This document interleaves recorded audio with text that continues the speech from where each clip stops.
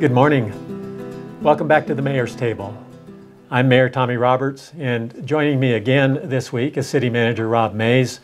Rob, I appreciate your willingness to be a part of this production on a weekly basis, and appreciate your efforts in helping me to reach out to our citizens and to provide them information about city government. Yeah, well, thank you, Mayor, and I've enjoyed it, and I think it's been pretty interesting, the kind of numbers that we're seeing, that a lot of people really are watching this and apparently find it beneficial. So we'll just keep trying to do it We will. the best we can.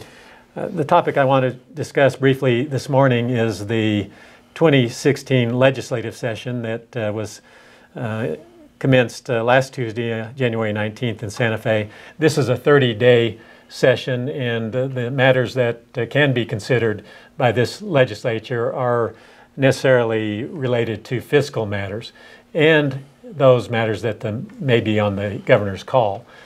So each legislative session brings its own set of dynamics.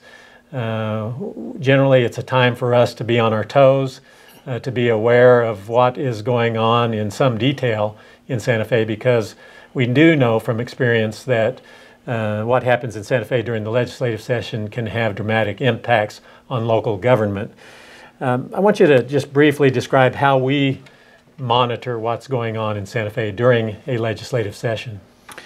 Well, we have boots on the ground with our state lobbyist, Scott Scanlon, that's down there and helps keep us informed of what bills are coming forward, and then they send them to us and we monitor them closely and do analysis as to what their potential impact is on the city of Farmington, and then do our best to provide that information to our legislative representatives to let them know how these things affect us.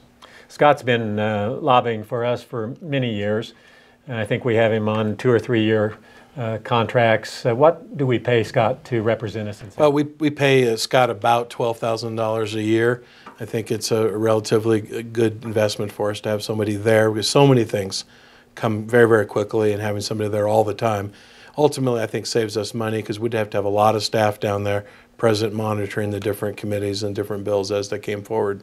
And Scott has at least 20 years of experience as a lobbyist, and it may be a little longer than that. Yeah. And I know firsthand from talking to legislators that he's very well respected. So I think we're well represented in Santa Fe, and it's an important part of our function as a city government to have somebody on the ground who is there all the time, who can communicate with us on an as-needed basis. And I know from my experience that Scott is in touch with us on a regular basis. Well, and I was just going to add, and that doesn't, of course, keep us from needing to be there. You and I, in fact, are going, and with Councilor Duckett, we are in fact going on Thursday to go down there and meet with our representatives and check in on what's going on. And on occasion, we have staff go and testify in different committees on issues before the legislature.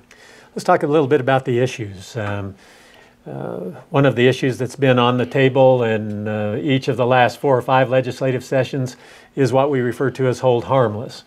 And in fact, we're still concerned about hold harmless, even though we have taken some action here at Farmington to deal with the reality of that particular legislation. In August of this past year, we implemented 2 1/8 increments of a taxing authority that was allowed to us, authorized by the state legislature when they enacted the bill to roll back our hold harmless payments. And so we relied on action of the legislature, and we waited until we knew what the legislative session was going to provide for us last year. We hoped that there would have been a fix for hold harmless problems. There was not, and so we took the recourse that was available to us. That will be that will be an issue again in this legislative session. We know that a bill has been introduced to deal with hold harmless at another level, which we believe would have some fairly dramatic impact on Farmington fiscally. Can you briefly talk about that piece of legislation? I don't know how briefly I can. I almost kind of want to back up, because I get very defensive of our elected officials and the position that you were placed in by our state legislature. The fact is, the city of Farmington has not raised taxes since 1998. The state had raised taxes twice since then, San Juan County 4 times. And even this tax increase that we've just had to impose will ultimately not result in one single new dollar of tax revenue for the citizens of Farmington. It will only go to partially make up for what the state shifted from our taxes through the hold harmless to the state general fund. And I think it's important for our citizens to know that. We ultimately did all we could to fight that and to deal with that over a 4 or 5 year period. Ultimately, we lost that battle. The state indeed passed that bill and took that money. They're phasing $5.8 million out of our general fund over a 15-year period. Over 12% of our gross receipts taxes will be shifted, and you were put in a position to have to raise taxes that are not going to result in one single new dollar. We sat back and said that last year, apparently the legislature had no will or ability to fix that problem when they became fully aware of the ramifications of that law. And we've been concerned and been talking for 2 years that maybe they can't fix it, but they still have the ability to make it worse. And clearly we're not out of the woods. Just this morning I was hit with House Bill 233, which essentially doubles down on the bad legislation that they've already passed. Its effect on us next year alone would be we will lose $4.7 million lost JRT next year alone. We were planning and expecting to lose about $700,000 based on the previous bad legislation that was passed. So we have gone on the offensive and putting together analysis and fact sheets, have already gotten in touch preliminarily with our lobbyists and our legislative group, and we're counting on our legislative group to stand up for us and protect our community from losing $4.7 million next year on top of the tax increase that you've had to put in that isn't going to give us any new money. Well, it's a great example of why we need to be diligent in monitoring what goes on in Santa Fe during a legislative session. And we certainly can guarantee our citizens that we will be on the ground and that we'll be doing the necessary lobbying to obtain the result that's beneficial in the best interests of our citizens.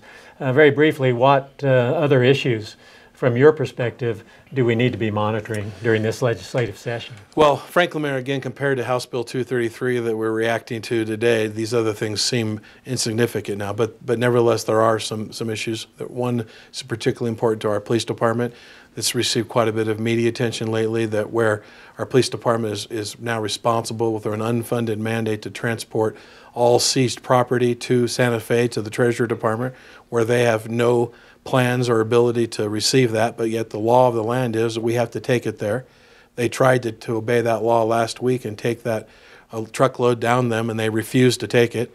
There's also other issues with that we're losing funding for our Region 2 Narcotics Task Force with our inability to use any forfeited cash to fund those operations. There are other lesser significant bills. We're interested in one called the Para Return to Work that would allow us the potential to hold on to some of our experienced senior police command staff for a little bit longer, as well as hopefully to encourage us to be able to make it easier for us to fill vacant positions in the police department. So we'll just be watching for new surprises to come up. I mean, we say it tongue in cheek, but it's really not a joke. The most important thing that we would lobby our legislature is to please not harm us anymore. Well, Rob, I appreciate those comments and observations. I think it's important for our viewers to understand that the legislative session each year is a very important process, and it can have great impact on municipalities and county governments. So we take that seriously, and we'll continue to monitor those activities. We will allocate another segment of the Mayor's Table to a follow-up on the legislative session, and we'll look forward to reporting those results to you. Thank you for joining us this morning. We'll look forward to another segment of the Mayor's Table.